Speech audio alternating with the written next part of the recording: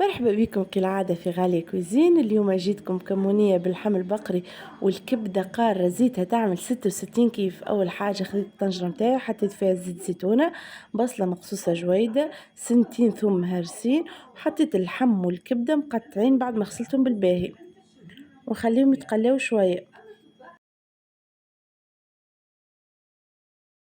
بعد زدت شطر مغرفة صغيرة فلفل أكحل ونحرك شوية.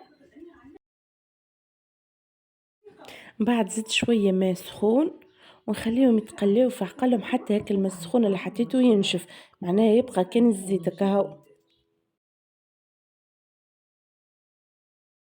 وديما نتفقدها ونحرك شوية شوية حتى لين ينشف الماء متاعها. كما قلت لكم راه الحاجة باش تجي بنينة لازمها تطيب سلة سلة.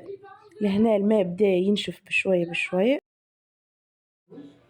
لهنا كما تراو الماء نشف، بقى كان الزيت في صح. حطيت 3 مغرفات كبار طماطم، انا عملت كونتيتي كبيره خاطرنا احنا برشا من الناس، وحطيت 7 فصوص ثوم هرسين.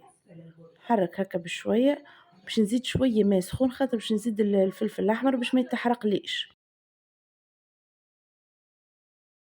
حطيت 2 مغارف فلفل احمر حلو وشطر مغرفه فلفل احمر حار. بعد نمرق بشويه ماء سخون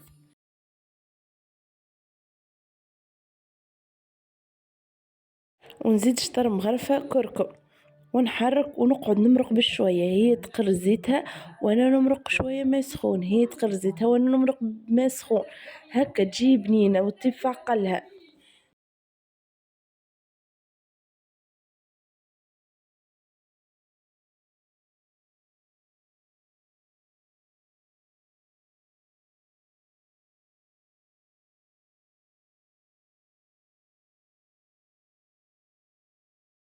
لهنا الكمونية بدات تطيب، اللحم بدا يطرى، حطيت مغرفة كمون.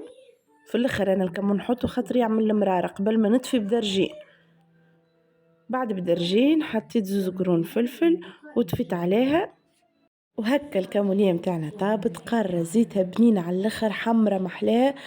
ورشيت عليها شوية معدنوس وشوية بصل